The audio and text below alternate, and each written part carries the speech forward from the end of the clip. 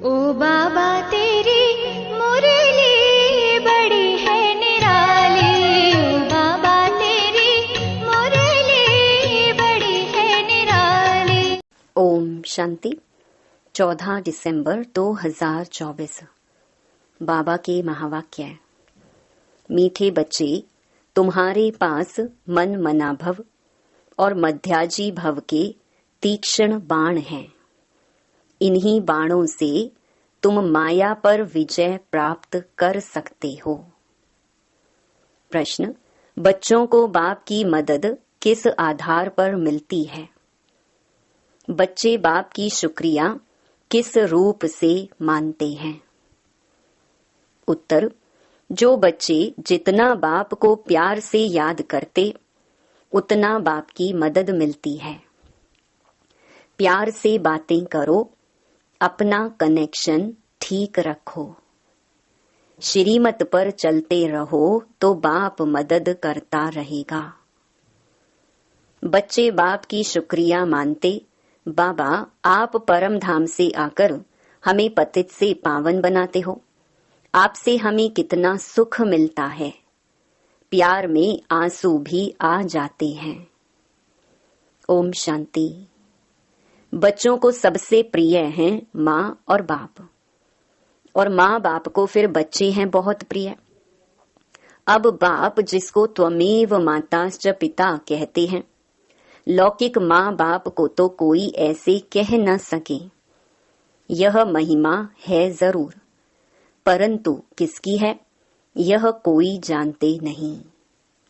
अगर जाने तो वहां चला जाए और बहुतों को ले जाए। परंतु ड्रामा की भावी ही ऐसी है।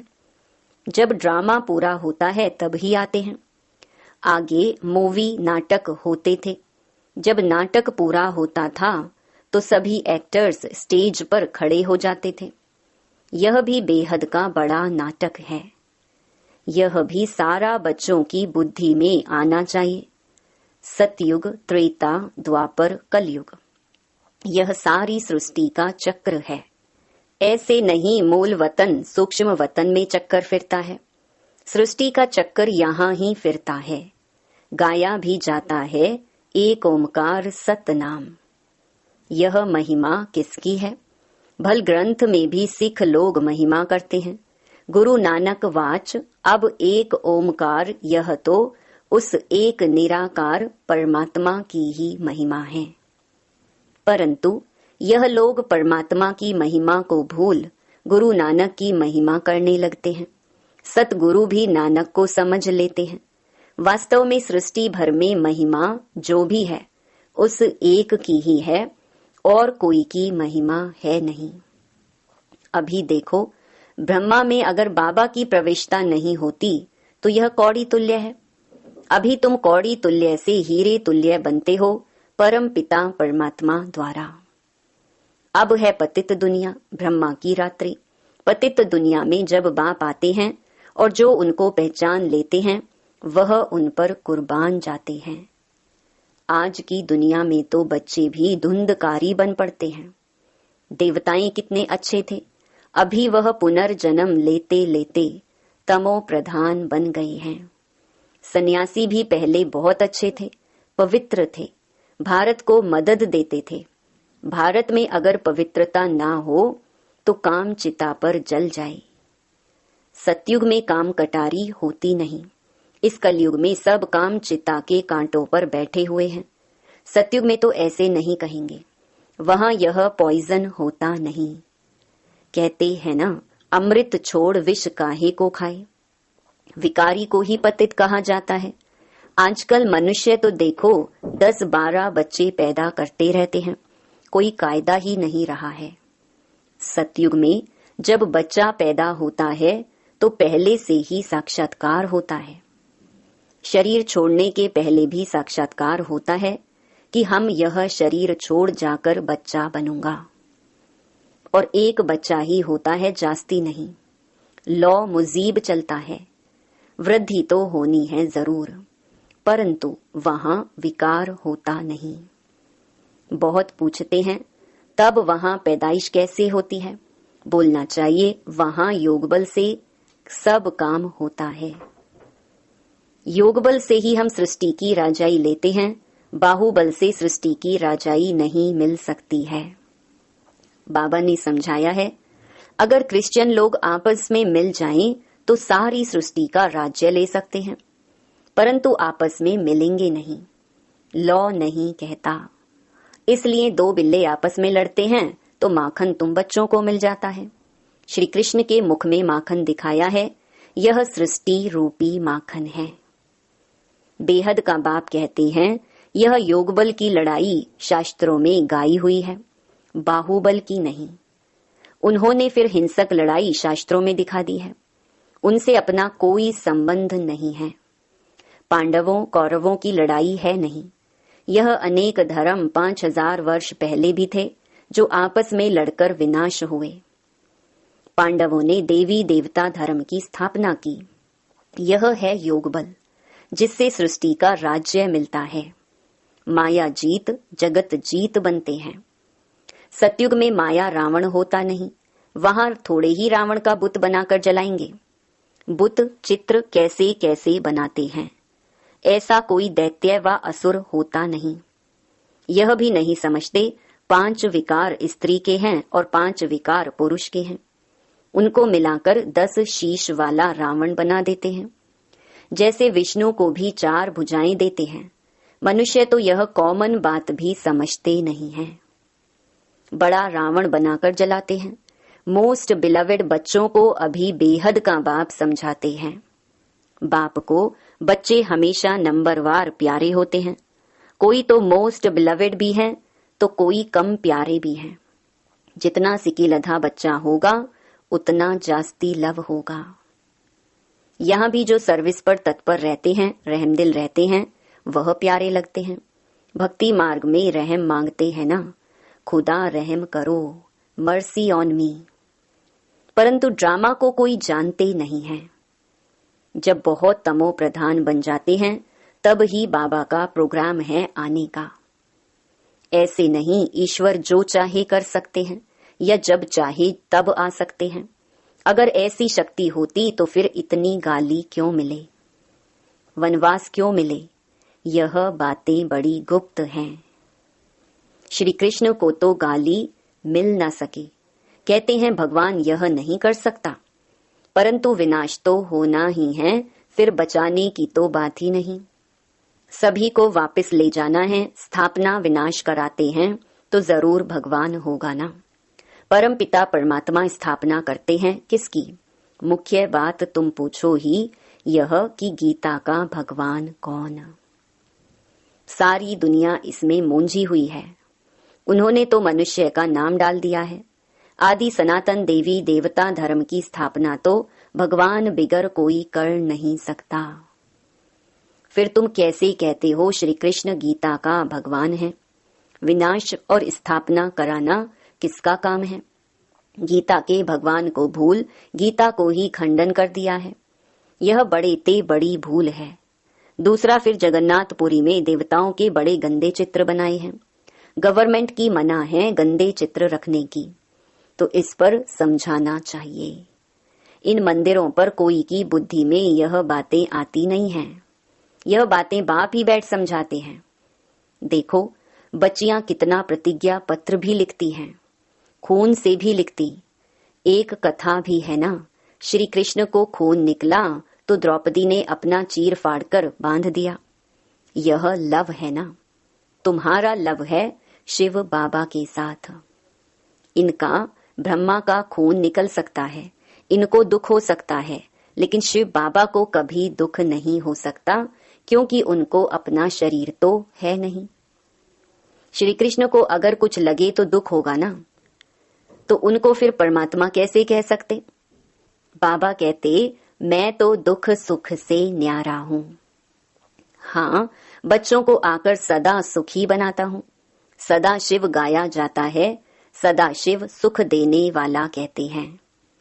मेरे मीठे मीठे सिकी लधे बच्चे जो सपूत हैं, ज्ञान धारण कर पवित्र रहते हैं, सच्चे योगी और ज्ञानी रहते हैं, वह मुझे प्यारे लगते हैं। लौकिक बाप के पास भी कोई अच्छे कोई बुरे बच्चे होते हैं। कोई कुल को कलंक लगाने वाले निकल पड़ते हैं, बहुत गंदे बन जाते हैं। यहाँ भी ऐसे हैं। आश्चर्यवत बच्चा बनंती सुनंती कथंती, फिर फारकती देवंती। इसलिए ही निश्चय पत्र लिखवाया जाता है, तो वह लिखत फिर सामने दी जाएगी। ब्लड से भी लिख कर देते हैं, ब्लड से लिखकर प्रतिज्ञा करते हैं, आजकल तो कसम भी उठवाते हैं, परंतु वह है झूठा कसम। ईश्वर को हाजिर नाजिर जानना अर्थात यह भी ईश्वर है, मैं भी ईश्वर कसम उठाता हूँ। बाप कहते हैं अभी तुम प्रैक्टिकल में हाजिर नाजिर जानते हो। बाबा इन आंखों रूपी खिड़कियों से देखते हैं, यह पराया शरीर है, लोन पर लिया है, बाबा किराएदार है, मकान को काम में लाया जाता है ना। तो बाबा कहते हैं मैं यह तन काम में लाता हूँ। बाबा इन खिड़कियों से देखते हैं, हाजिर नाजिर हैं, आत्मा जरूर ऑर्गन से ही काम लेगी ना। मैं आया हूं तो जरूर सुनाऊंगा ना। ऑर्गन्स यूज करते हैं तो जरूर किराया भी देना पड़ेगा। तुम बच्चे इस समय नर्क को स्वर्ग बनाने वाले हो, तुम रोशनी देने वाले, जागृत करने वाले हो। और तो सब कुंभकर्ण की नींद में सोए पड़े हैं। तुम माताएं जगाती हो, स्वर्ग का मालिक बनाती हो। इसमें मेजॉरिटी माताओं की है, इसीलिए वंदे मातरम कहा जाता है। भीष्म पितामह आदि को भी तुमने ही बाण मारे हैं। मन मना भव मध्याजी भव का बाण कितना सहज है। इन्हीं बाणों से तुम माया पर भी जीत पा लेते हो। तुम्हें एक बाप की याद, एक की श्रीमत पर ही चलना है। बाप तुम्हें ऐसे श्रेष्ठ कर्म सिखलाते हैं जो 21 जन्म कभी कर्म कूटने की दरकार ही ना पड़ी। तुम एवर हेल्दी एवर वेल्दी बनते हो। अनेक बार तुम स्वर्ग के मालिक बने हो, राज्य लिया और फिर गंवाया है। तुम ब्राह्मण कुलभूषण ही हीरो हीरोइन का पार्ट बजाते हो। ड्रामा में सबसे ऊंच पार्ट तुम बच्चों का है। तो ऐसे ऊंच बनाने वाले बाप के साथ बहुत लव चाहिए। बाबा आप कमाल करते हो। ना मन ना चित्त हमको थोड़े ही पता है, हम सो नारायण थे। बाबा कहते हैं तुम सो नारायण अथवा सो लक्ष्मी देवी देवता थे, फिर पुनर्जन्म लेते लेते आसुरी बन गए हो। अभी फिर पुरुषार्थ कर वर्षा पाओ। जितना जो पुरुषार्थ करते हैं साक्षात्कार होता रहता है। राजयोग एक बाप ने ही सिखलाया था। सच्चा सच्चा सहज राजयोग तो तुम अभी सिखला सकते हो। तुम्हारा फर्ज है बाप का परिचय सबको देना। सभी निधन के बन पड़े हैं। यह बातें भी कल्प पहले वाले कोटों में कोई ही समझेंगे।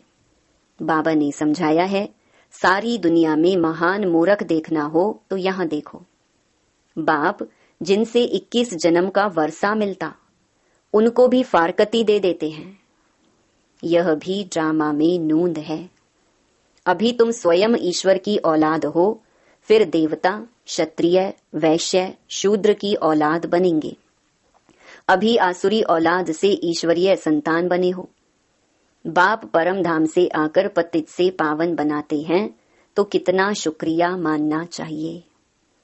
भक्ति मार्ग में भी शुक्रिया करते रहते हैं, दुख में थोड़े ही शुक्रिया मानेंगे। अभी तुमको कितना सुख मिलता है, तो बहुत लव होना चाहिए।